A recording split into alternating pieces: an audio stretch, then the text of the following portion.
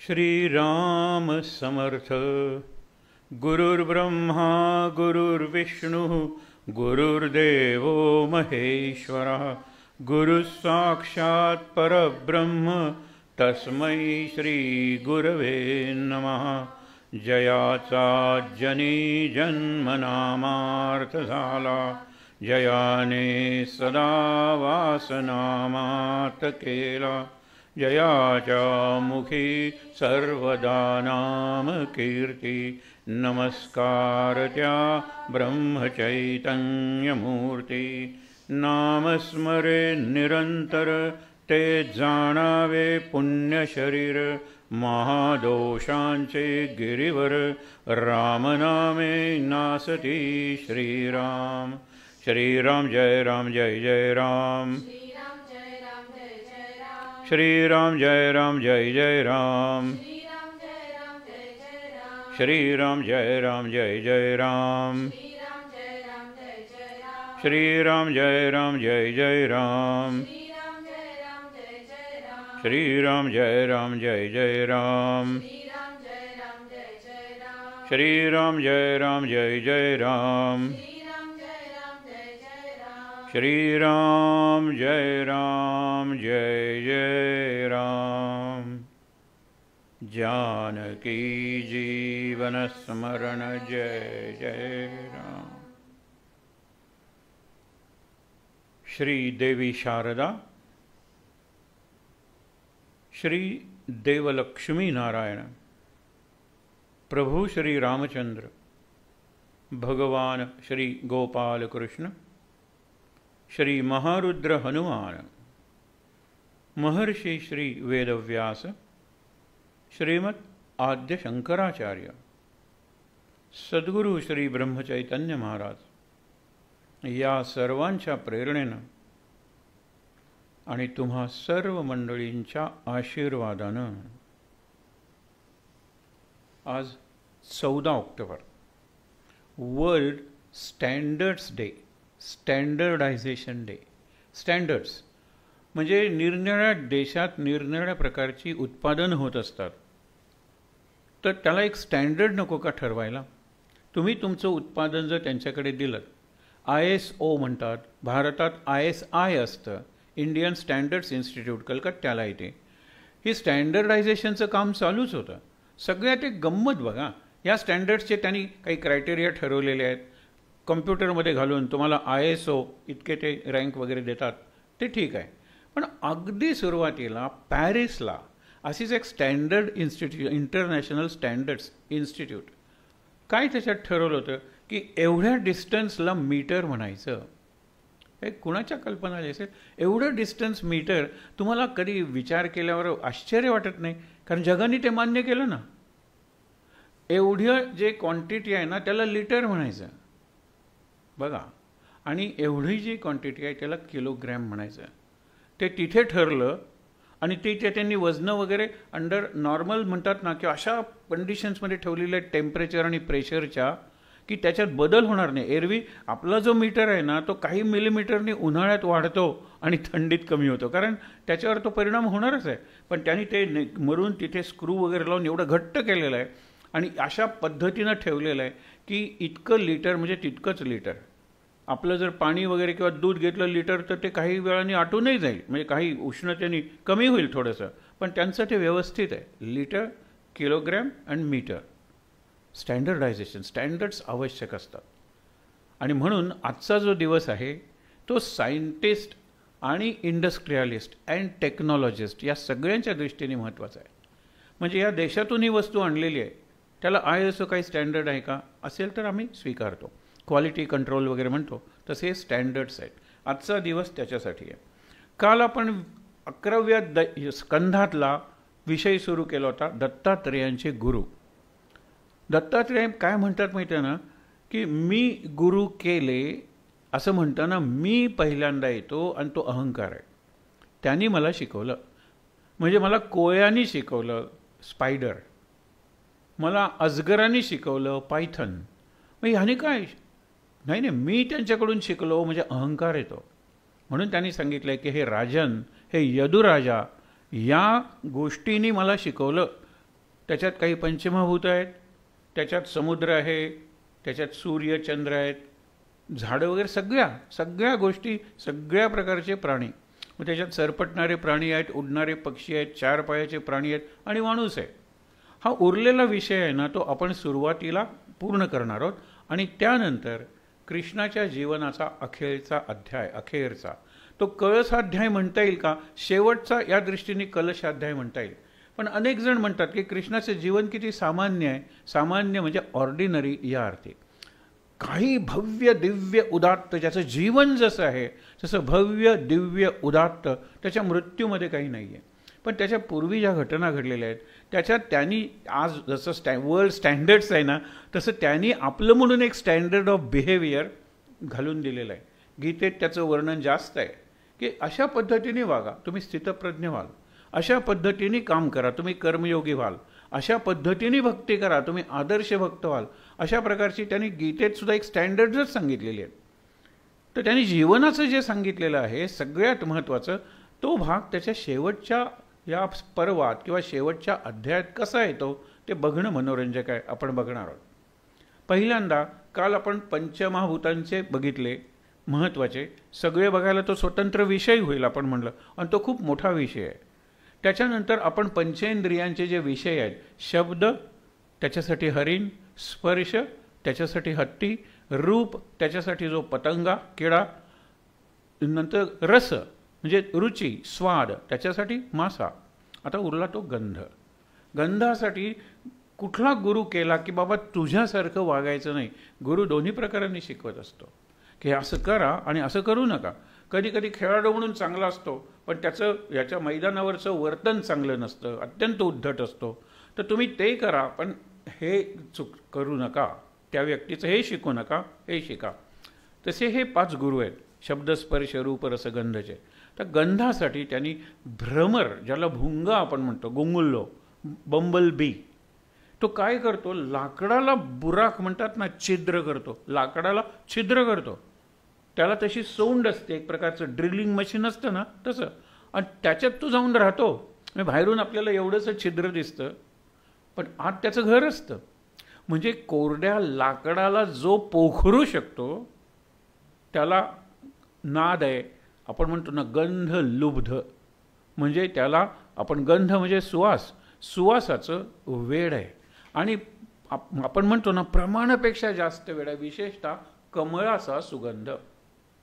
एक भ्रमर, दत्तात्रेय जात आहेत, सगळीकडे कमळं फुललेली आहेत आणि अनेक भ्रमर. काही कमळं चंद्रविकासी असतात, काही सूर्यविकासी असतात. विकासी म्हणजे उमलणारी. सूर्योदयाच्या वेळेला ती कमळं उमलतात आणि सूर्यास्ताच्या वेळेला बंद होतात.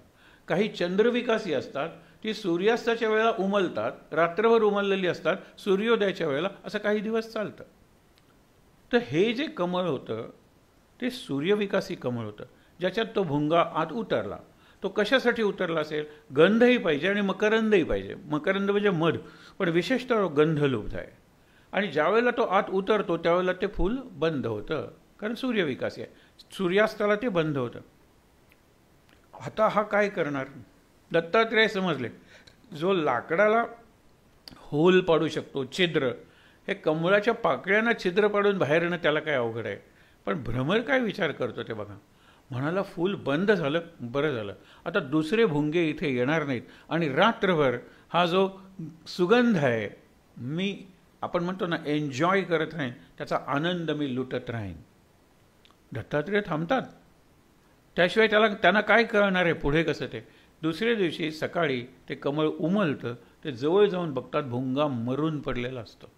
कारण त्याला श्वास करायला जेवढी जागा तेवढी सुद्धा त्या बंद झालेल्या कमळात उरत नाही आणि श्वासोच्छ्वासाच्या अभावी तो मरून पडलेला असतो. दत्तात्रेय नमस्कार करून म्हणतात की अरे तुझ्यासारखं व्हायचं नाही रे. लाकडाला तू छिद्र पाडू शकतोस, पण या कमळाच्या गंधाच्या एवढा प्रेमात पडलास की तुझं जीवन संपलं, तुझा प्राण गेला तरी तो बाहेर येण्याचा प्रयत्न केला नाहीस. असं व्हायचं नाही. म्हणून आपण शब्दासाठी बघितलं हरिण, त्यांनी स्वतःला पकडून दिलं, कारण तंतुवाद्याच्या संगीताच्या ते अत्यंत प्रेमात पडतं, म्हणजे त्या जाऊच शकत नाही पुढे. नंतर हत्ती, हत्तीण दिसल्यानंतर त्या स्पर्श सुखासाठी तो विचारही करत नाही की पुढे खड्डा असेल. ते एरवी त्याला कळतं, पण त्याचा विचारच निराळ आहे ना. त्याच्यानंतर दुसरी गोष्ट, शब्द स्पर्श रूप. रूप म्हणजे पतंगा. त्याला माहीत असतं की आपण बाजूनी उडून सुद्धा सौंदर्य त्या ज्योतीचं न्याहाळू शकतो, आस्वाद घेऊ शकतो, परंतु तो त्याच्यातच उडी मारतो अगदी जवळ जाण्यासाठी आणि स्वतः जळतो आणि कधीकधी ज्योतीलाही जो विझवून टाकतो. त्याच्यानंतर पुढचं स्पर्श रूप रस. रस म्हणजे मासा. गळाला जे आमिष लावलेलं आहे गांडूळ वगैरे सारखं, एखादा मासा येतो, थोडा गांडुळाचा तुकडा काढतो आणि जातो, तो सापडत नाही. पण एखादा एवढा हावरट आहे आपण ज्याला म्हणतो की तो खातो खातो त्या गळाला सुद्धा जो थोडं लागलेलं असतं ते खाता खाता गळ त्याला तिथे अडकतो. गर आपण कोकणीत म्हणतो ते, आणि मग त्याला वर काढलं जातं. म्हणजे मासा चांगला पोहतो पाण्यात, त्याला पकडणं जवळजवळ अशक्य आहे. पण त्यानेच जर पकडून द्यायचं ठरवलं तर कोण वाचवणार आहे? आपण जर आत्मघातच करायचं ठरवलंय, आणि खरंच तुम्हाला सांगतो एकेका इंद्रियामुळे यांचा आत्मघात झालेला आहे. आपण 5ही इंद्रियांचे गुलाम झालेलो आहोत. नाकाचे परफ्युम्स, म्हणजे किती परफ्युम्स, सोमवारी हा मंगळवारी तो, असे 7-7 परफ्युम्स आहेत. केसांचे सुद्धा रंग आहेत, दिवसाप्रमाणे रंग बदलतील. एक लक्षात घ्या. पुढचं, खाण्यासाठी किती मसाले आपण तयार केलेले, किती निरनिराळ्या देशातले रेसिपीज. आता पूर्वी भारतातलेच होते, वरचं पंजाबी नॉर्थ इंडियन आणि खालचं साऊथ इंडियन उडपी. आता काय हो, आता थायलंडमधलं आहे, चायनीज आहे, सगळ्या प्रकारचे आपण करतो कुकिंग, कॉन्टिनेंटल वगैरे म्हणतो. आपण आहारी चाललेलो आहोत आणि त्याचा परिणाम प्रकृतीवर होतोच होतो. लोक म्हणतात की हल्ली कॅन्सर एवढा का व्हायला लागलेला आहे? अनेक घटक आहेत त्याला, म्हणजे प्रदूषित झालेलं वातावरण, पाणी वगैरे सगळं. परंतु एक महत्त्वाचं आहे की आपली ईटिंग हॅबिट्स आणि आपली लिव्हिंग स्टाईल. ईटिंग हॅबिट्स काय, काहीही खा, भरपूर व्यायाम करा, पचवून टाका. म्हणजे शेवटी तुम्ही खाता त्याचे कॅलरीज होत असतील तर त्या कॅलरीज जाळण्यासाठी वर्कआउट किंवा व्यायाम केला पाहिजे. हल्ली कितीतरी माणसं खातात आणि प्रचंड व्यायाम करतात, प्रचंड फिरायला जातात, पण आपल्याला ते जमत नाही. मग आपण खातो निरनिराळे, चमचमीत, मसालेदार, निरनिराळी रुची असलेलं भरपूर खातो, पण ते पचवण्यासाठी जे करायला पाहिजे ते करत नाही. म्हणून असे निरनिराळे आजार व्हायला लागलेले आहेत. दत्तात्रेयांना हेच सांगायचं आहे की एकेका इंद्रियाच्या आहारी गेल्यामुळे, गुलाम झाल्यामुळे त्यांनी सर्वनाश, आत्मनाश करून घेतला. माणसाने विचार करायला पाहिजे, आणि माणूसच विचार करू शकतो, पण माणूस विचार करत नाही, याचं संतांना वाईट वाटतं. बुडते हे जन देखवेना डोळा. हे बुडते जे आहेत ना, का बुडतायत ते? त्यांना कळत नाही का की आपण करतोय त्यातून आपण बुडणार आहोत? कळतं, पण कळून आपण म्हणतो ना की कळतं, त्यांना वळत नाही, आणि त्यामुळे ते सुधारणेकडे वळत नाहीत. हे लक्षात ठेवा. अधःपाताच्या दिशेने चालत राहतात, ते म्हणजे आपण सारे. तेव्हा सावध राहायला पाहिजे. त्याच्यानंतर निरनिराळी कीटक त्यांनी केलेले आहेत. एक मधमाशी केलेली आहे. आपण बघूया 1-2-3 कीटक, कारण कीटकांकडून दत्तात्रेयांनी फार चांगली शिकवण घेतलेली आहे. मधमाशी मध गोळा करते, आणि मध गोळा करायला ती अशा पद्धतीने जाते, लक्षात ठेवा. त्याला इंग्लिशमध्ये मेक अ बी लाईन असं म्हणलेलं आहे. म्हणजे आजी आजारी आहे, औषध लगेच मिळालं पाहिजे, फार्मसीत जा आणि परत ये. मराठीत म्हणतो ना की धावत जा आणि पळत ये, त्याला इंग्लिशमध्ये make a bee line. Bee straight फुलाकडे जाते, आणि फुलाकडून स्ट्रेट तिचं पोळं असतं ना, बी हाईव्ह म्हणतो, मधमाशांचं पोळं, तिकडे येते. इकडे तिकडे भरकटत नाही, जसं फुलपाखरू. फुलपाखरू कधी एका सरळ रेषेत उडलेलं बघितलं आहे तुम्ही? म्हणून गमतीनं मुलांना 7वीपर्यंत बी अ बटरफ्लाय आणि 8वी नंतर बी अ बी, हाच तुम्ही संदेश दिला पाहिजे. कष्ट करायचे, त्यांना मधमाशी चांगलं असा आदर्श आहे, रोल मॉडेल आहे. म्हणतो काय सुंदर आहे, त्यांनी पोळं किती सुंदर बांधलंय, हेक्झॅगोनल म्हणजे षटकोनी असं प्रत्येक घर आहे, आणि त्याच्यात त्या जात आहेत, फुलांच्याकडे जात आहेत, या फुलातला त्या फुलातला त्या फुलातला. प्रत्येक फुलातल्या मधाची चव निराळी असते, पण त्याच्यावर ते एवढं प्रोसेसिस करतात किंवा प्रोसेसिंग की त्या पोळ्यातल्या मधाला एकच चव असते. त्यांनी 10 फुलांच्याकडून आणला असेल, 10 फुलांची चव निराळी आहे मधाची, पण इकडे एकच चव आहे. म्हणजे त्याच्यावर त्या किती प्रक्रिया, प्रोसेसेस आपण म्हणतो, किती प्रक्रिया घडवत असतील. म्हणून अगदी काल परवापर्यंत कृत्रिम दूध, कृत्रिम रक्तसुद्धा माणूस तयार करण्यापर्यंत पोचला आहे, पण कृत्रिम हनी, मध अवघड आहे करणं, कारण त्या प्रक्रियाच माणसाला अजून कळलेल्या नाही आहेत. नमस्कार नको का करायला त्या एवढ्याशा कीटकाला? आणि नंतर हा कोण येतोय? दत्तात्रेयांचं कुतूहल आहे, जिज्ञासा आहे आणि त्यांना भरपूर वेळ आहे. आपण म्हणतो आपल्याला वेळच नाही. नाही, नको त्या गोष्टीसाठी आपल्यालाही भरपूर वेळ आहे. आपण टी व्हीसाठी किती वेळ देतो आणि मोबाईलसाठी किती वेळ देतो. हे जर एकत्र केलं ना, काहीजण गेम्स खेळतात, काहीजण कॉम्प्युटरवरच असतात. हा वेळ काढला तर हा आपल्या सेल्फ डेव्हलपमेंटसाठी क्वचित वापरतो आपण. पण हा वेळ वाचवून जर इकडे त्याच्यासाठी आपल्याला एक संधी आहे. शेवटच्या दिवशी आपण बघणार आहोत की असं करता येईल का, ज्यांना शक्य आहे त्यांनी करावं. तर आता बघत होतो की ज्या वेळेला मधमाशी इतकं कौतुक करून बघताय, इतक्यात एक माणूस येतो, त्याच्या हातात जाळण्याची सामग्री असते. तो बघतो की अरे मध टपकतोय, म्हणजे ते मधाने भरलेलं आहे. पहिली गोष्ट म्हणजे काय, तो आग लावतो आणि मधमाशांना जाळून टाकतो.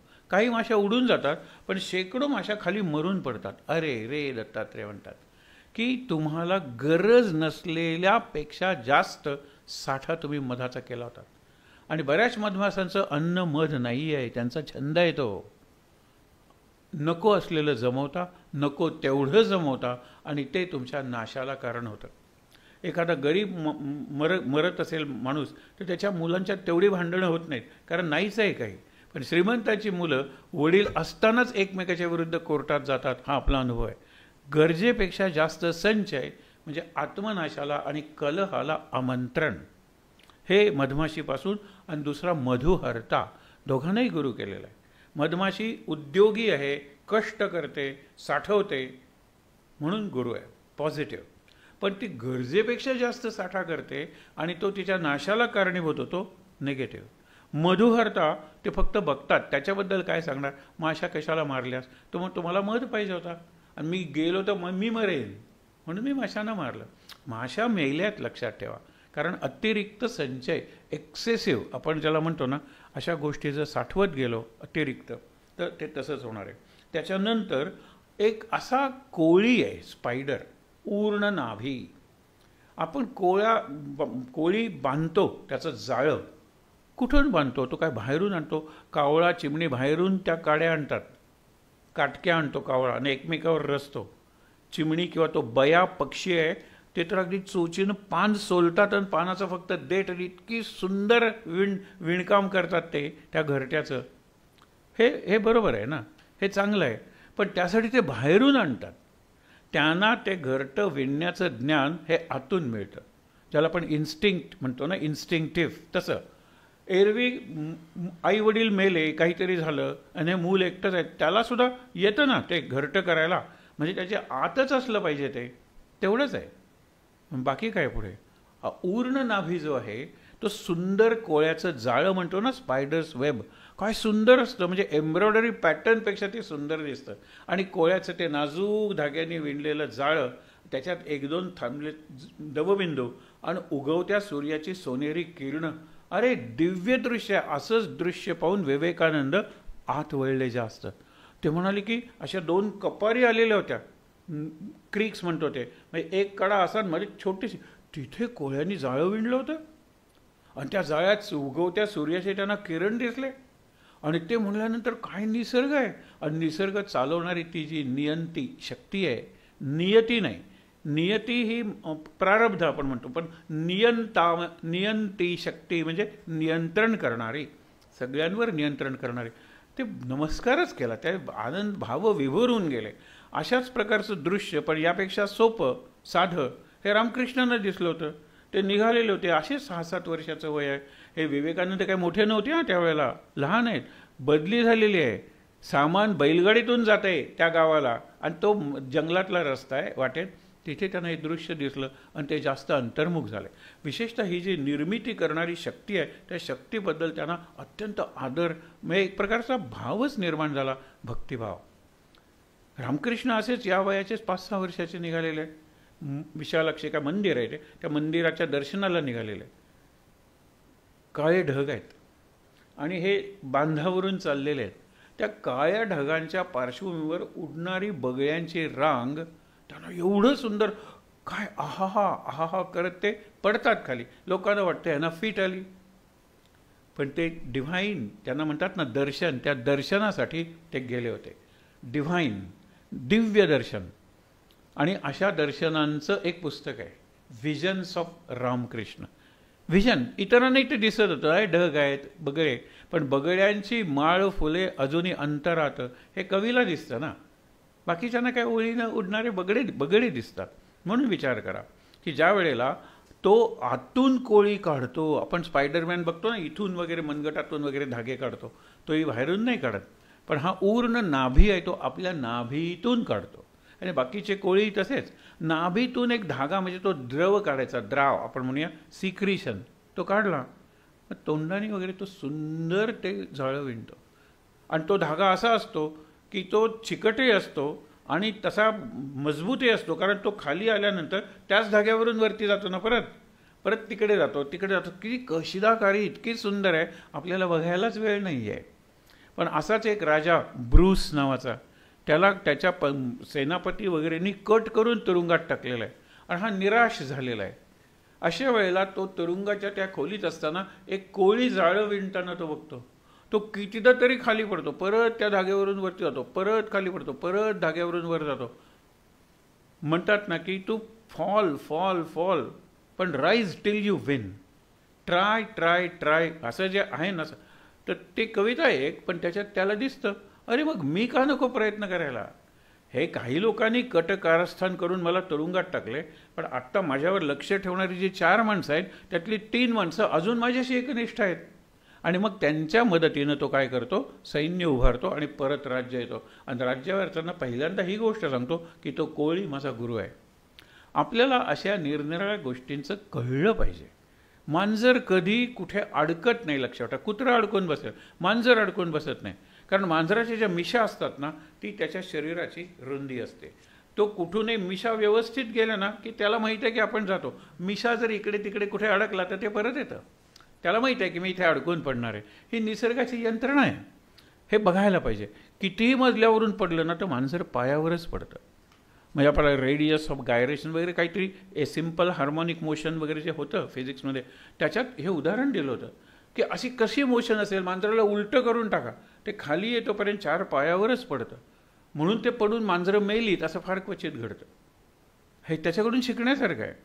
म्हणून हा जो कोळी आहे त्याचं पुढचा अंक फार महत्त्वाचा आहे. हा पूर्वार्ध झाला की स्वतःच्या नाभीतून तो द्रव पदार्थ, सिक्रिशन ज्याला म्हणतात, तो बाहेर काढतो, सुंदर तोंडाने त्याचं जाळं विणतो, आयुष्यभर तो त्या जाळ्यावर सुखे नैव आरामात फिरतो. आपल्या जाळ्यात तो अडकलाय असं कधीही होत नाही, तो आपल्या जाळ्यात गुंतून पडलाय असंही कधीही होत नाही. जाळ्यावरून सरसर सरसर जातो, तिथे एखादी माशी असेल, ती माशी नुसती चिकटलेली आहे, इतके तो निरनिराळे हे करतो, धागे धागे करून तिला, म्हणजे आता खाणार नाही आहे मी त्याला, नंतर खाईन. एखादं जळार म्हणतो ना, डास, ते गेलं, तो पंख हलवतोय तो डास, ही भरकन तो कोळी जातो, असा धागा त्याला हे तयार करतो आणि त्याला बंदिस्त करून ठेवतो. आणि मग ज्या वेळेला क्रमाक्रमाने वगैरे तो सगळं खातो, हे सगळं शिकण्यासारखं आहे. दत्तात्रेय सगळं बघत होते.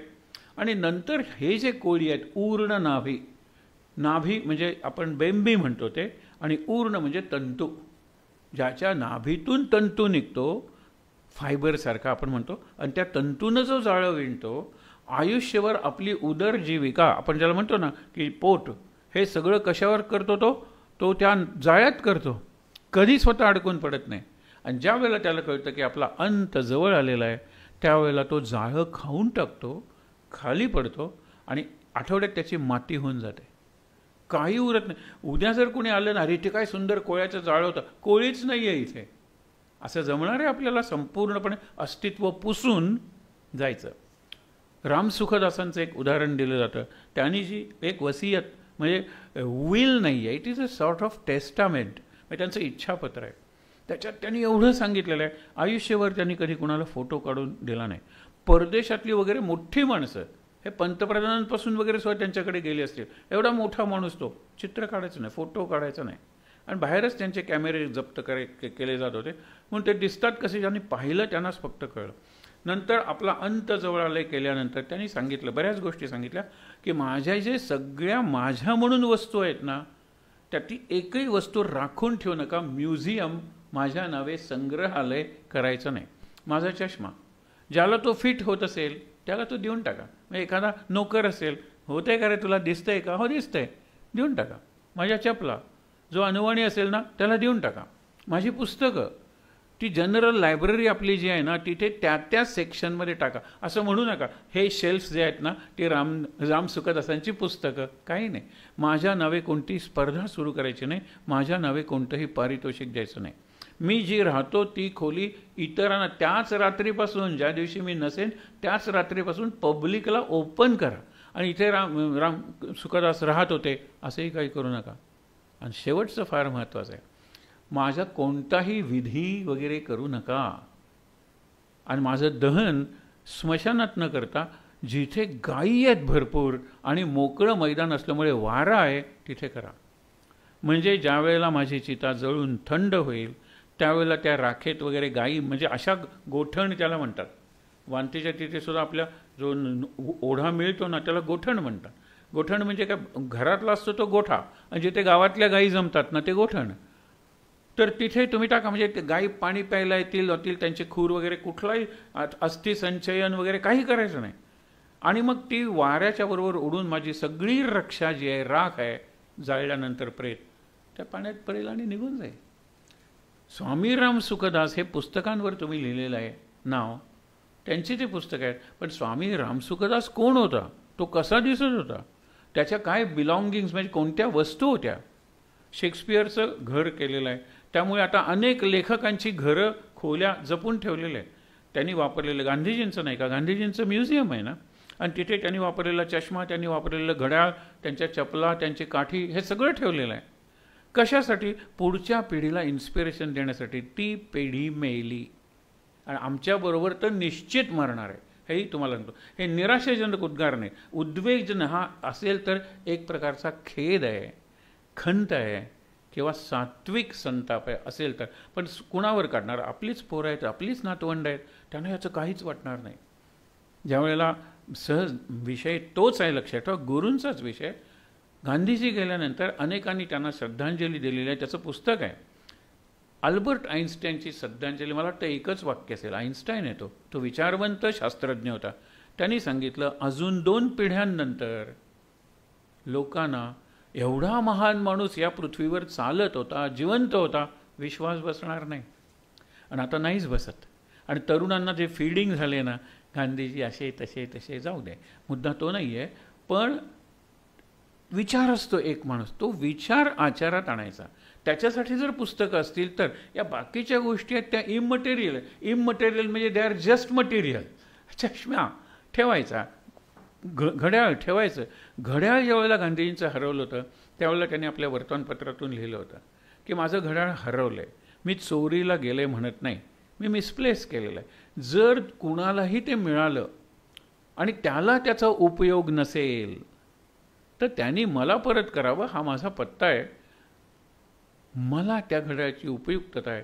आणि आपल्या देशात घड्याळ तयार होत नाही, त्यावेळेला होत नव्हतं.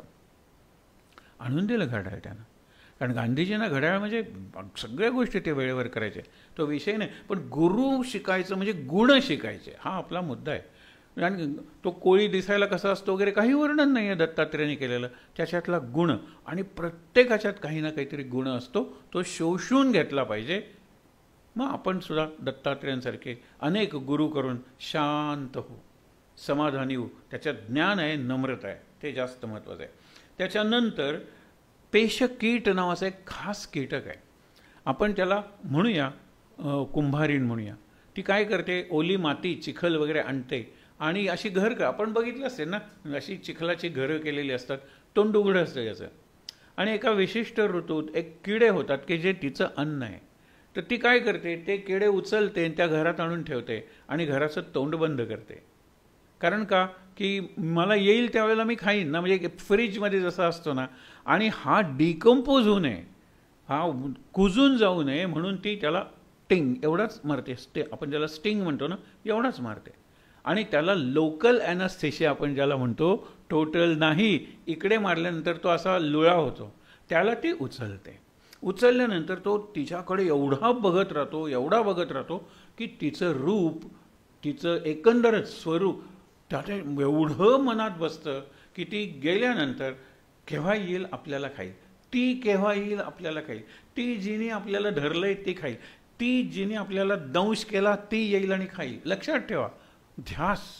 आणि तिचं चिंतन करता करता ह्याच्यात बदल होतो आणि तिला जशी पुढे दंश किंवा अशी सोंड असते तसं ह्याला येतं आणि तो त्या सोंडीत व्यवस्थित तिथे छिद्र करतो आणि ती परत या घराकडे येतोपर्यंत तो निघून गेलेला असतो.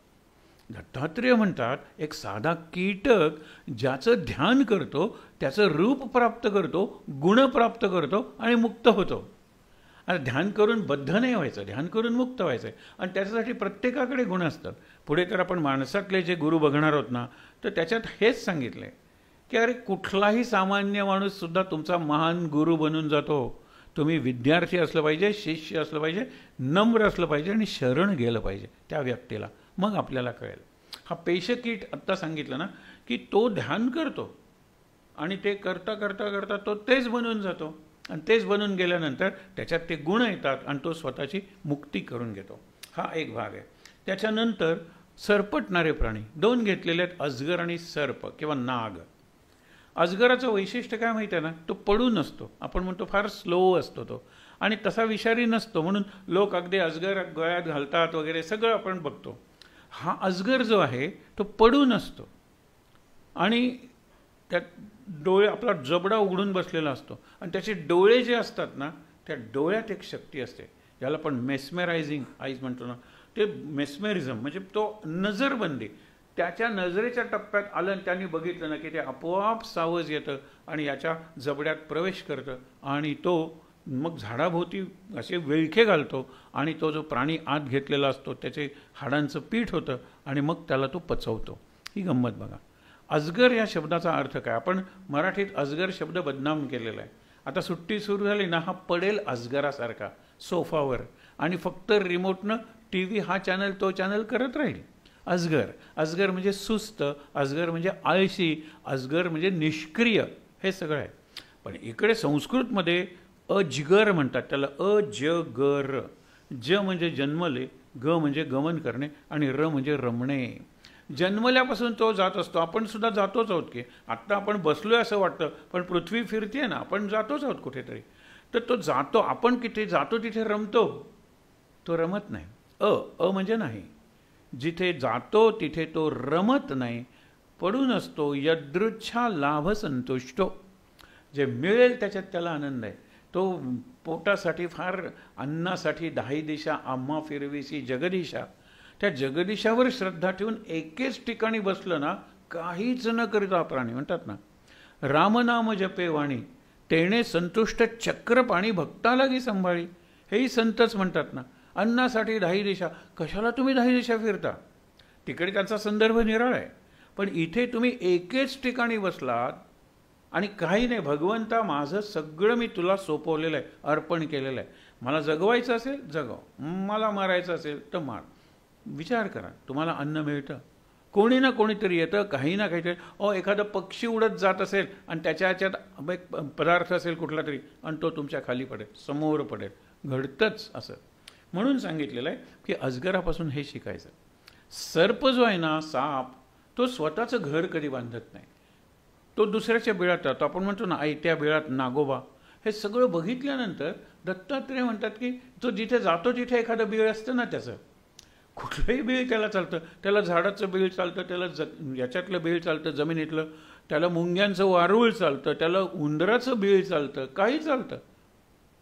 जो जातो तिथे आपली सोय करून घेतो, ती सोय तिथे तयार असते. तो निश्चिंतपणे फिरत असतो. घर बांधण्यासाठी, मठ बांधण्यासाठी, आश्रम बांधण्यासाठी तो काहीही कष्ट करत नाही. म्हणजे हे जे मठाधिपती मठाधीश असतात त्याच्यापेक्षा हा सर्प निराळा आहे. कारण किती कटकट करतात ती एखादी वास्तू उभारायची म्हणजे, आणि तिकडे उपासना तशीच राहते. हा नाही, हा आराम आहे. आणि त्याला विनोबांनी म्हणलेलं आहे, नाग हा ब्राह्मण असतो. कशासाठी की तो सतत स्वच्छ असतो. म्हणजे बाकीचे स्वच्छ नसतात असं नाही, पण सतत स्नान करणं, पूजा करणं, पुन्हा स्नान करणं, ह्या अर्थी त्यांनी शब्द वापरलेला आहे की तुम्ही चिखलात लोळलेला नाग कधी बघितलायत का, असं ते म्हणतात. इकडून जात असतो, तिकडून जात असतो, स्वच्छ असतो कायम. आणि अशी काही वर्ष येतात की त्या वर्षाने तो काठ टाकतो आणि पुन्हा नवीन होतो. तो काही वरचेवर काठ टाकत नाही, पण एक दोनदा टाकत असेल कदाचित आयुष्यात. पण हे लक्षात ठेवा. म्हणून पक्षातली उदाहरणं दिलेली आहेत. कुरर म्हणजे घार, एका घार गिधाड असतं ना, त्या घारीला काहीतरी एक खंड मिळतो, खायचा मांस खंड वगैरे असतो, खाण्याचा पदार्थ मिळतो. ती तो चोचीत उचलते. तिच्या चोचीत पदार्थ पाहून 8-10 घारी तिच्यावर तुटून पडतात. या दिशेला जाती, इकडे नेतात. हे आपण दृश्य पाहू शकतो आकाशात जर पाहिलं तर. आणि आकाशात पाहायची सवय लावली पाहिजे. आपण भाग्यवान आहोत की आपल्याला खिडकीच्या बाहेर बघितलं की आकाशच दिसतं, शहरात दुसरी इमारत दिसते. आम्ही नेहमी ज्यावेळेला खेड्यातल्या शाळेत जायचो त्यावेळेला पहिलं म्हणायचो, इथे आल्यापासून आम्हाला एवढं फ्रेश ताजंतवानं वाटतंय, एक नवीन रिज्युमिनेशन म्हणतात ना, म्हणजे पुनरुज्जीवन झाल्यासारखं वाटतं. काय सुंदर निसर्ग आहे. कुठल्याही वर्गातून बघा तुम्हाला झाडं दिसतील, डोंगर दिसतील, आकाश दिसेल. आमच्या शहरातल्या शाळेतून कुठल्याही खिडकीतून बघा दुसऱ्या इमारती दिसतात. आणि इमारत बघितली की तुमची दृष्टी तिथे ब्लॉक झाली. आकाशात दृष्टी काय अनंत आहे ना ते. म्हणून एका विद्यार्थ्यांनी सांगितलेलं, nothing in the sky Mrs my I, हे त्याचं वाक्य आहे. मला अगदी नक्की आठवतं. बलून सोडलेले होते, 5:30 वाजता बलून सोडायचे ऑब्झर्वेटरी, आणि तिथे जवळच आमचं कॉलेज होतं. तर ते सोडताना गेल्यानंतर, अरे तो बलून किती उंच गेला बघितलंस का? त्यावेळेला तो म्हणतो, nothing in the sky Mrs my I. तो दृष्टीपथात आल्यापासून दृष्टीच्या पलीकडे जाईपर्यंत मी बघत होतो. हे फार महत्त्वाचं आहे. आकाशाकडे जो बघतो ना तो अनंततेकडे बघत असतो, विशालतेकडे बघत असतो, आणि त्याचं मन तसंच विशाल होत जातं. आकाशाच्या वातावरणात राहिलेली मंडळी स्वार्थी, क्षुद्रवृत्तीची, संकुचित दृष्टिकोन असलेली फार क्वचित असतात. नसतात नाही, माणूस म्हटल्यानंतर सगळ्या प्रकारची माणसं असतात.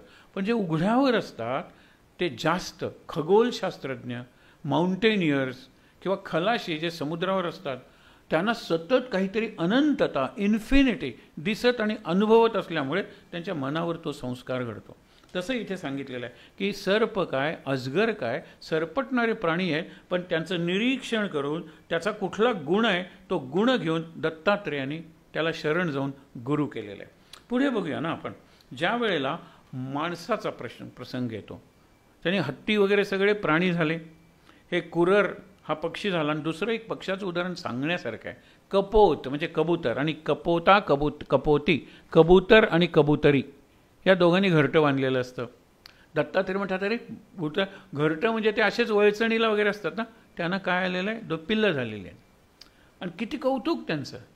पिल्लं चोची उघडून बसलेले आहेत. कपोत जातो आणि शेजारी काहीतरी किडे वगैरे त्याला मिळतात, तो येतो आणि त्याच्या भाषेत सांगतो की मी ह्यांना भरवतो, तोपर्यंत तू जाऊन किडे आण. ती जाते किडे आणायला, आणि ते किडे त्याच भागात असतात, खूप असतात, पण इतर पक्ष्यांना कळल्यामुळे ते येतात. आणि गंमत बघा की हा जो कपोत आहे ना, त्या घरट्याला न्याहाळून एक पक्षी पकडणारा बर्ड कॅचर, ज्याला बहेलिया म्हणतात, त्यांनी रात्री हे अगदी अलगद जाऊन आपलं जाळं आहे ना ते त्या फांदीवर पसरलेलं आहे. कारण ती मुलं तरी येतील ना, काहीतरी सापडतील ना माझ्या ह्याच्यात. तर ते दोघंजणं कधीच एकत्र गेले नव्हते. कपोत असायचा म्हणजे पिता असायचा, त्यावेळेला आई गेलेली असायची, आई यायची त्यावेळेला पिता जायचा ते किडे आणण्यासाठी आणि यांना भरवण्यासाठी. एकदा बाकीचे पक्षी आल्यानंतर ते दोघंजणं ठरवतात की आपण दोघंही जाऊया, जवळ तर आहे, दोघंही जाऊया आपण, आणि काय करूया, खूप किडे घेऊन येऊया, नाहीतर आपल्याला मिळणारच नाहीत. ते दोघं जातात. ती 2 पिल्लं लक्षात घ्या. ते विचार करतात की आत्तापर्यंत बाबा होते त्यावेळेला आई नव्हती, आई होती त्यावेळेला बाबा नव्हते, आता हे दोघंजणं कुठे गेले. म्हणून ते बघायला बाहेर येतात. त्यांना पंख नाही आहेत, लक्षात ठेवा. अशी खुरडत घरट्यातून बाहेरून त्या फांदीवर चालायला लागतात. तिथे तो फास पसरून ठेवलेला आहे, त्या जाळ्यात ती 2 पिल्लं अडकतात. आई येते परत, भरपूर तिच्या चोचीत किड्या आहेत, आता भरवायचं त्यांना. बघितलं तर पिल्लू झटपटत आहेत, अशी म्हणजे धडपडून बाहेर नाही त्यांना. मग ती त्यांना सोडवायचा प्रयत्न करते. जितकं सोडवायचा प्रयत्न करते तितक्या त्या गाठी घट्ट बसत जातात. शेवटी ती म्हणते, मी माझ्या मुलांना वाचवत नाही, जगून काय करू. ती त्या जाळ्यात उडी मारते, तीही अडकते.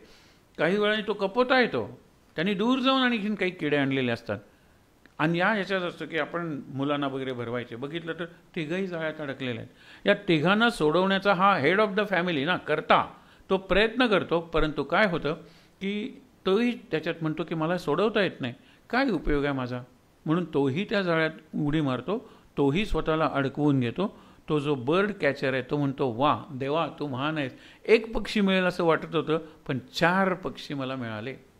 दत्तात्रेय नमस्कार करतात, तुझ्याकडे पंख होते.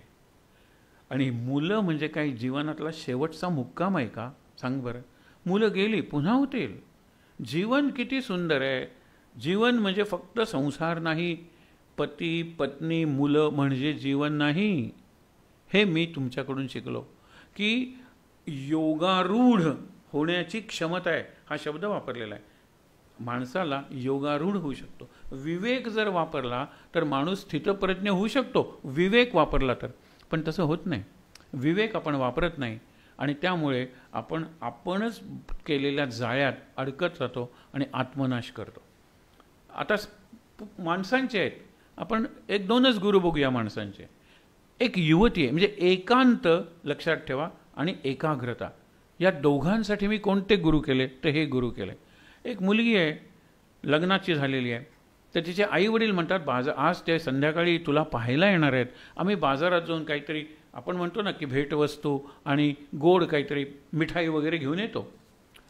ते दुपारीच येतात लोक.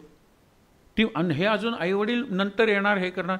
ही विचार करते की आई आल्यानंतर मला तयार करणार, हे बघायला आलेले. ती नुसतं तिथे पाणी गूळ ठेवते आणि आई बाबा येतील म्हणून आत आहे. ती एकटीच आहे लक्षात येतं. ही हालचाल बघितल्यानंतर दत्तात्रेय बाहेरून जात असतात, खिडकीतून त्यांना दिसतं, ते तिथे थांबतात की मुलगी आता काय करेल. त्यांना एकंदर प्रकार लक्षात येतो.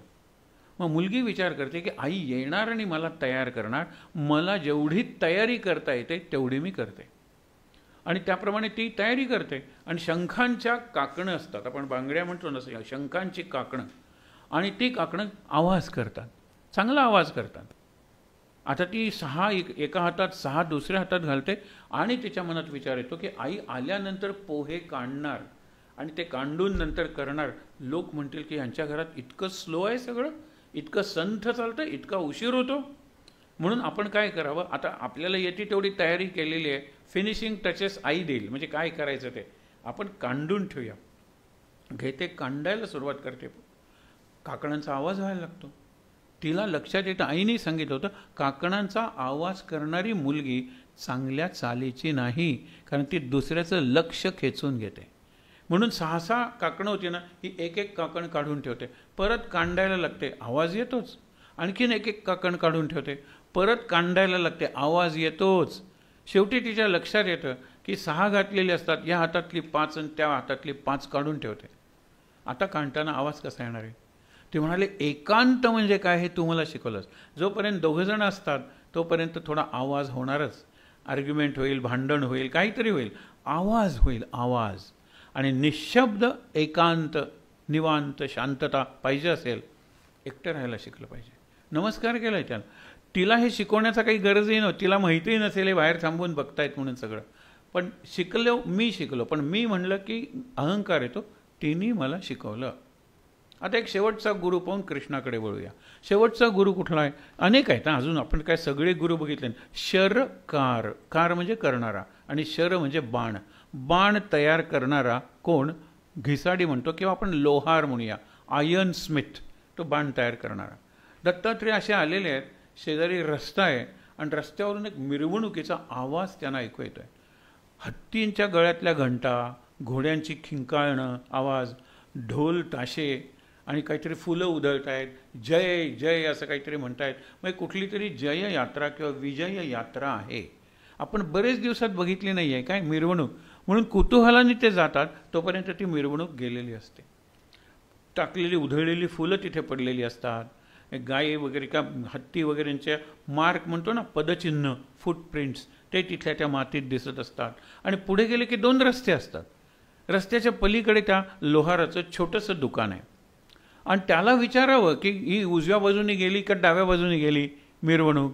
ते विचारल्यानंतर पहिल्यांदा त्याचं लक्षच नाही, नंतर ते त्याचं लक्ष वेधतात आपल्याकडे आणि त्याला विचारतात, आत्ता इथून मिरवणूक गेली, ती उजव्या रस्त्याने गेली का डाव्या रस्त्याने गेली. तो म्हणतो मिरवणूक. म्हणला काय आवाज वगैरे नाही. म्हणला अरे तुला हालचाल तरी नाही, तुला जय जयकार तरी नाही, तुला ढोल तशी ऐकू आली नाही, तुला हत्ती वगैरे जात आहेत वगैरे ते काही दिसले नाहीत, तुला सैनिक काही दिसलं नाही. तो म्हणतो खरं सांगतो, मी या बाणाला टोक काढण्यात, अग्र काढण्यात एवढा व्यग्र झालो होतो की मला समोरून मिरवणूक गेली तरी कळलं नाही. त्यांनी नमस्कार केला. एकाग्रता म्हणजे काय, मला जर याला कुशाग्र म्हणजे अगदी तीक्ष्ण करायचं आहे तर मला दुसरं काही आठवता कामा नये. हे अभ्यासाचं सुंदर, ज्याला कॉन्सन्ट्रेशन आपण म्हणतो, ते कॉन्सन्ट्रेशनचं उदाहरण आहे. त्याला नमस्कार केलेला आहे. असे अनेक गुरु आहेत. गुरुकडून दत्तात्रेय एकच सांगतात, सगळीकडे गुरुत्व भरून राहिलेलं आहे, मी माझ्याकडे लघुत्व किंवा माझं नमन, नमस्कार, नम्रता, नमस्ते यातला जो न म आहे ना तो महत्त्वाचा आहे. आणि ते नम केव्हा होतं? मन उलटं झालं तर. जसं मना उलटं झालं तर नाम होतं, मन उलटं झालं तर नम होतं ना. आम्ही नम करतच नाही. आणि मन उलटं करायचं म्हणजे बाहेर जाणारं मन आत वळवायचं आणि आत वळवून स्वतःवर फोकस म्हणजे स्वतःवर केंद्रित करायची बुद्धी. आणि माझे दोष काय आहेत, माझे गुण काय आहेत, दोष कमी करायचे, गुण वाढवायचे, कौशल्य, कुठली स्किल्स मी विकसित करू शकेन, कौशल्य त्याचा विचार करायचा, तर आपला विकास होतो आध्यात्मिकसुद्धा. हे या गुरूंच्या कथानकापासून शिकायचं. आणि सुरुवात केव्हा झाला होता प्रसंग? तो यदुराजा, त्याच्याकडे सगळं आहे, अत्यंत लोकप्रिय वगैरे राजा आहे, परंतु त्याला मनःशांती नाही आहे. तो उदास आहे, तो अस्वस्थ आहे, बेचैन आहे. आणि समोरून दत्तात्रेय येतात. ते म्हणतात की तुमच्या या शांतीचं किंवा समाधानाचं, आनंदाचं रहस्य काय? ते म्हणाले, राजा, मी अनेक गुरु केले आहेत आणि ही गुरु करण्याची माझी प्रक्रिया चालूच असते. एकनाथ हा 11व्या स्कंधातला हा भाग आहे आणि 11व्या स्कंधावर नाथांनी भागवत लिहिलं. त्यांनी सांगितलेलंच आहे की भागवताच्या 11व्या स्कंधावर एका जनार्दनींनी एकाकारहून ही टीका लिहिलेली आहे. टीका म्हणजे भाष्य, कॉमेंट्री. एकाकारहून म्हणजे मी एकरूप झालेलो आहे या ग्रंथाशी, 11व्या स्कंधाशी. आणि परत तुम्हाला सांगतो की 12 स्कंध व्यासांनी लिहिलेलं संस्कृतमधलं भागवत 18,000 श्लोक आहेत. आणि फक्त 11व्या स्कंधावर मराठीत लिहिलेलं भागवत 19,000 ओव्या आहेत. केवढा मोठा आहे तो ग्रंथ.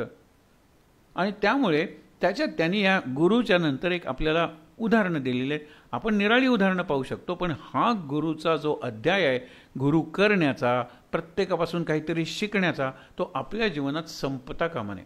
भागवताची पारायण होतील, भागवत सप्ताहाचं श्रवण होईल, परंतु हा अध्याय चालू राहायला पाहिजे.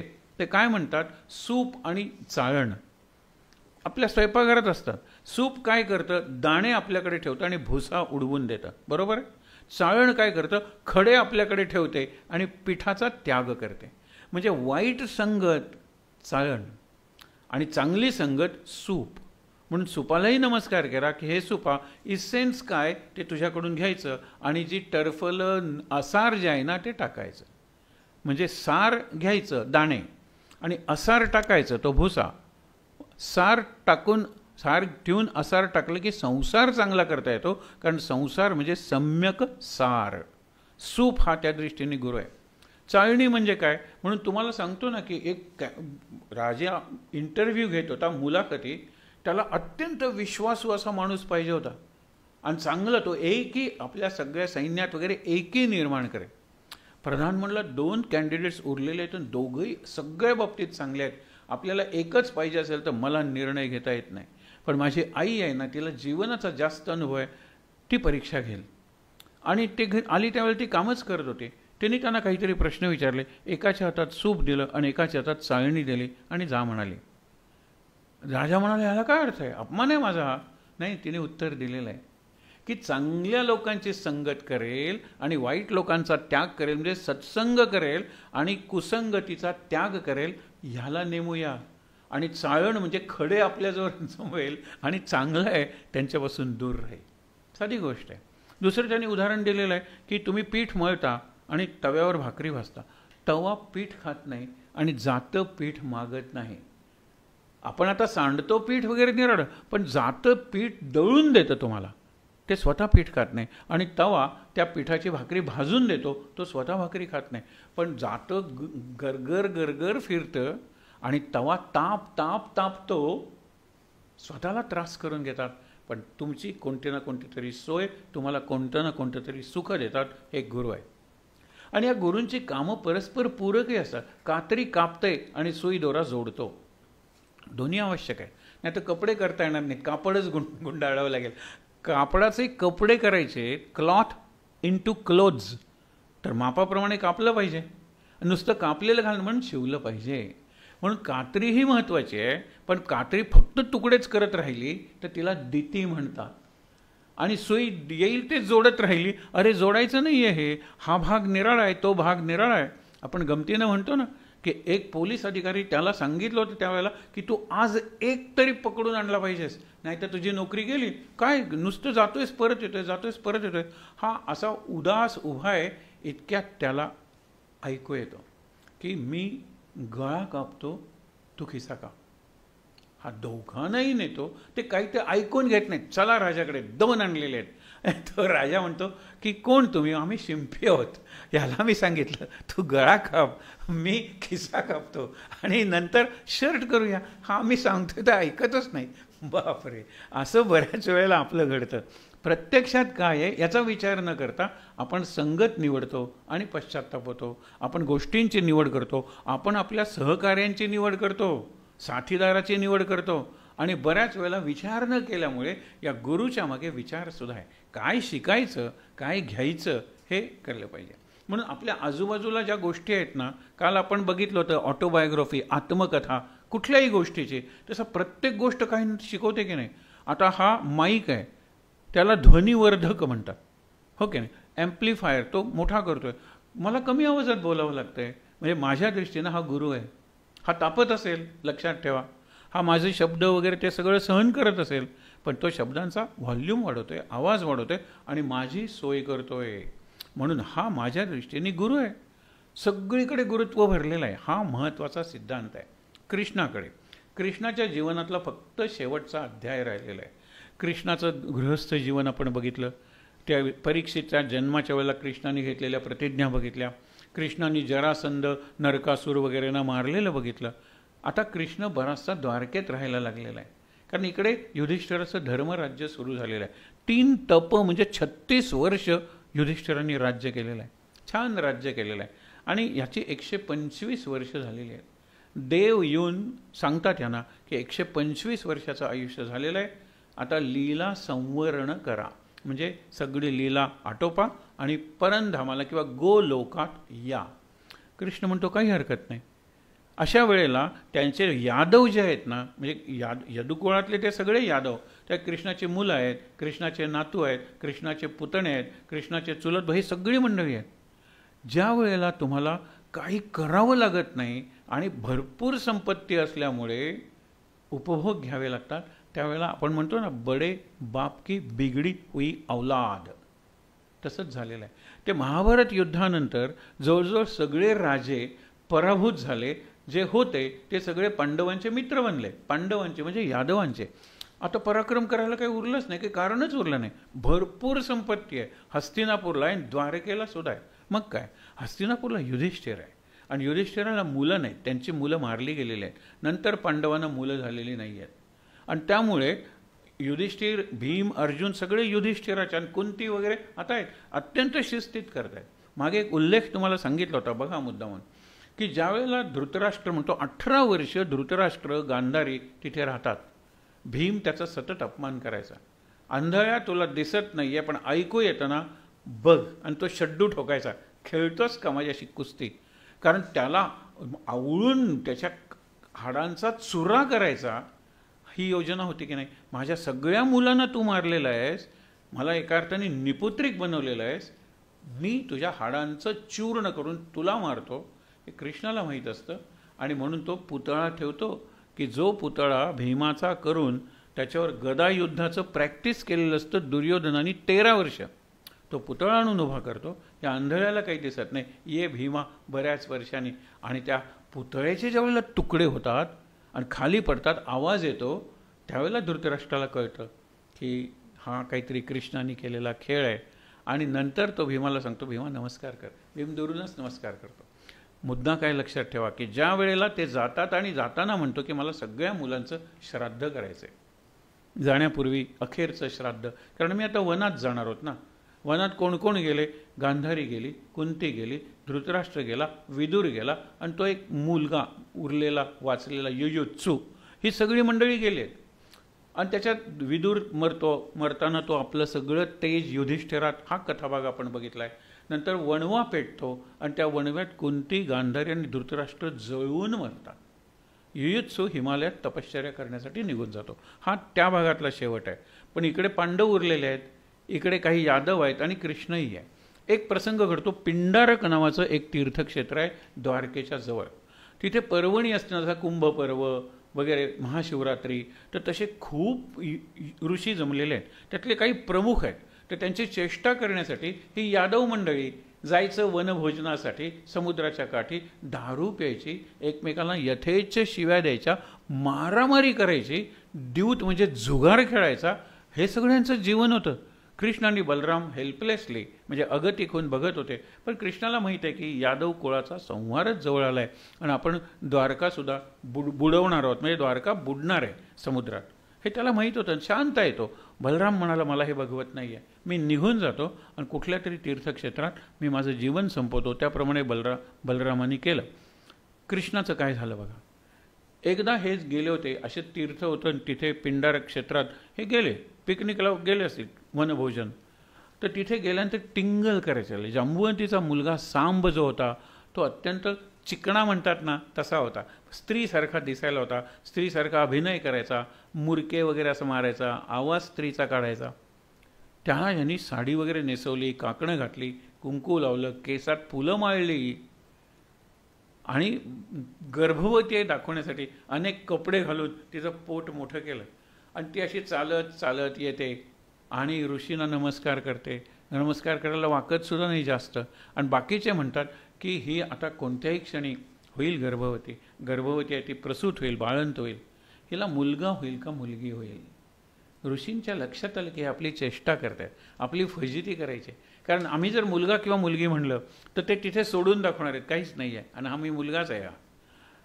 ते म्हणतात मुलगाही नाही आणि मुलगीही नाही, तिसरं मुसळ होईल. मग घाबरतात ऋषी म्हणल्यानंतर. काढतात तिथे बारीक मुसळ आहे. मुसळ म्हणजे काय, कांडायला. त्याला लाकडाचा अशी खांबासारखा दांडा असतो आणि खाली काय असते, रिंग असते लोखंडाची. आता हे घाबरतात. आणि हे जे मुसळ आहे ना ते तुमच्या सगळ्या कुळाचा संहार करेल. तुम्ही काहीही केलं तरी ते तुम्हाला त्रास दिल्याशिवाय राहणार नाही. मग काय करायचं, हे तसेच पळत आले द्वारकेला. उग्रसेन होता. कृष्ण कुठल्या तरी कामासाठी बाहेर गेला होता. कृष्णाला विचारलं असतं ना, त्यांनी काहीतरी मार्ग काढला असता, कदाचित काढलाही नसता. कारण जे विधी लिखित आहे ते त्याला माहीत होतं. आणि गांधारीने शाप दिला होता ना की माझ्या कुळाचा कृष्णा, तू स्वतः जरी नाहीतरी नाश करवलास, तू तिथे त्या कुरुक्षेत्रावर लढाईच्या वेळेला उपस्थित होतास, मी तुला शाप देते, जसा माझ्या कुळाचा नाश झाला तसा तुझ्या कुळाचाही नाश होईल. हे सगळेजण जमलेले असताना, नमस्कार करायला असताना त्यांनी ते केलं. ती शाप दिला तिने. आणि तिने शाप दिल्यावर कृष्ण हसला. का हसलास विचारल्यानंतर कृष्णाने सांगितलं, आत्तापर्यंत फक्त मला माहीत होतं ते गांधारमुळे तुम्हा सर्वांना कळलं, बरं झालं. अशाच पद्धतीने माझं कुळही संपणार आहे. आणि मग त्यामुळे काय झालं की ज्यावेळेला कृष्ण बघितलं त्यांनी हे आलेले आहेत, त्यांना मुसळ तिथे मिळालेलं आहे, हे आले उग्रसेनाला सांगितलं. उग्रसेन म्हटला कृष्णाला वगैरे कोणाला सांगू नका, लाकडाचा जो भाग आहे ना त्याची पावडर करा, चूर्ण करा. आणि हा जो लोखंडाची रिंग आहे ना, जा समुद्राच्या काठावर, द्वारका समुद्राच्या काठावरच आहे, ठीक आहे, जा ते सगळी दूर जाऊन तुम्ही ती जी पावडर आहे, चूर्ण आहे, ते टाकून द्या पाण्यात. आणि ते दूर, त्याच्यापेक्षा दूर तो हे टाका, लोखंडाची रिंग आहे ना खाली मुसळाच्या, ती टाकून द्या. त्याप्रमाणे ते करतात. पण त्यांना काय माहीत आहे की शाप हा शाप आहे.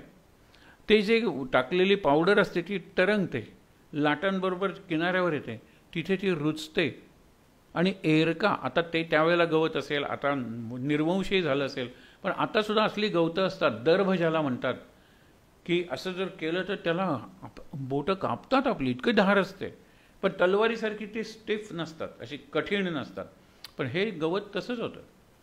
आणि मग हे तिथे गेले होते, त्याचं एरका नावाचं गवत झालं. तो जो रिंग टाकली होती ते एक मासा गिळतो, तो मासा एका कोळ्याला मिळतो.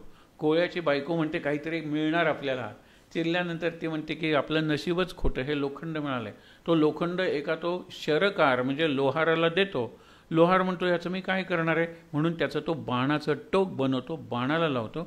आता ते एरका नावाचं जे आहे, एकमेकाशी लढवून शिव्या देत ही सगळी बरीचशी उन्मत्त, उद्धट, मदांध आपण ज्याला म्हणतो, ती यादव मंडळी मरतात.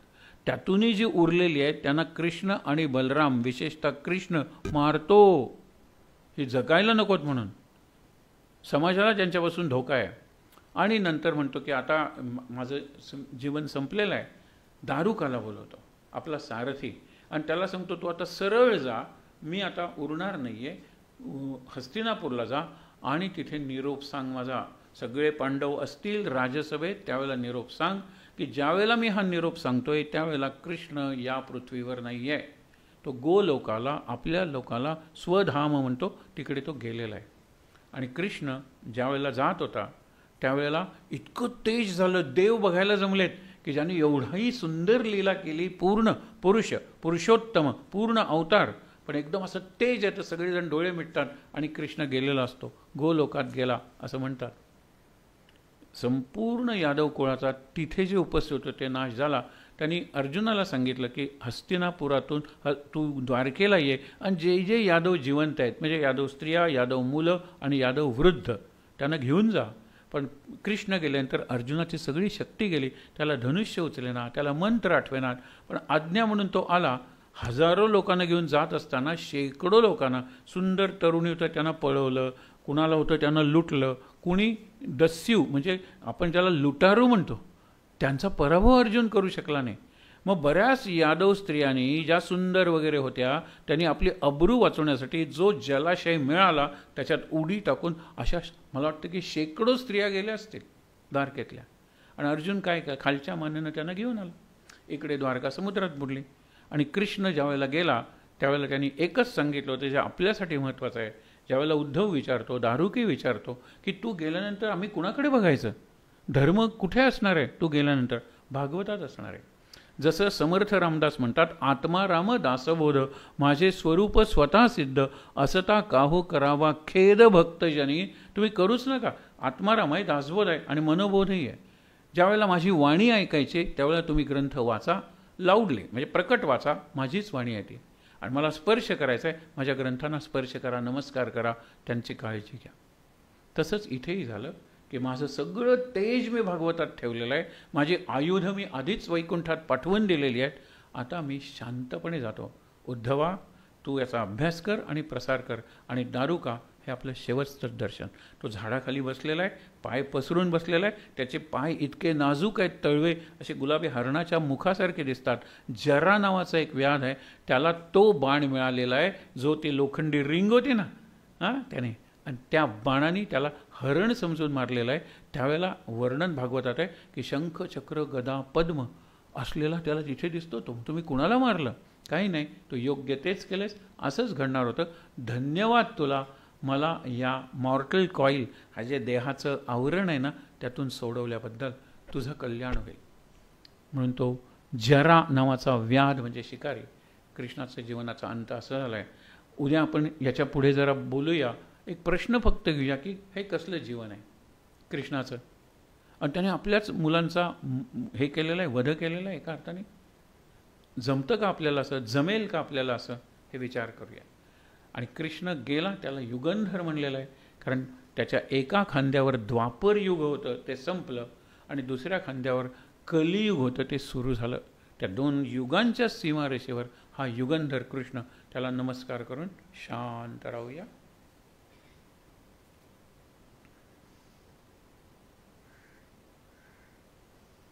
श्रीकृष्ण गोविंद हरे मुरारे म्हणूया, माझ्यानंतर म्हणा. श्रीकृष्ण गोविंद हरे मुरारे,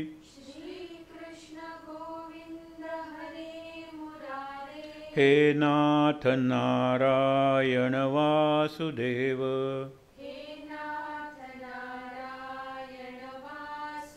श्रीकृष्ण गोविंद हरे मुरारे,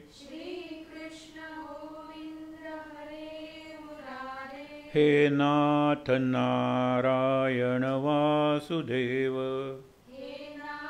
नारायण वासुदेव, श्रीकृष्ण गोविंद हरे मुरारे,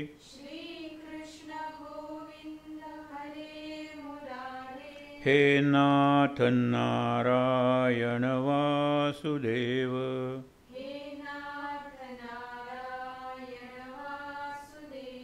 हे नाथ नारायण वासुदेव,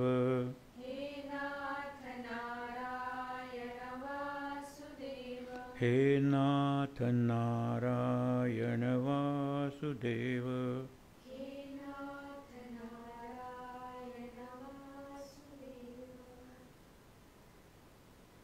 सर्वमंगलमांगल्ये शिवे सर्वार्थसाधिके शरण्ये त्र्यंबके गौरी नारायणी नमोस्तुते।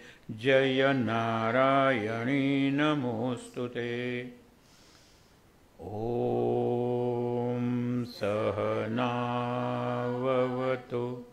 सहनौ भुनक्तु सह वीर्यं करवावहै तेजस्विनावधीतमस्तु मा विद्विषावहै। ॐ शान्ति शान्ति शान्तिः। तीनदा दीर्घ श्वासोच्छ्वास।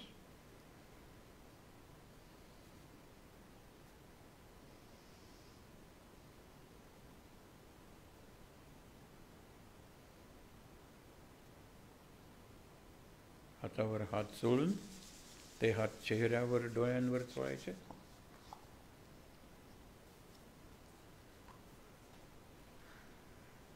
सावकाश ध्यानस्थ श्री कृष्ण योगेश्वर कृष्ण सद्गुरुनाथ महाराज, मुरलीधर नारायण आणि लक्ष्मी लक्ष्मीनारायण आणि भागवत भगवंताची वाङ्मयी अक्षर मूर्ती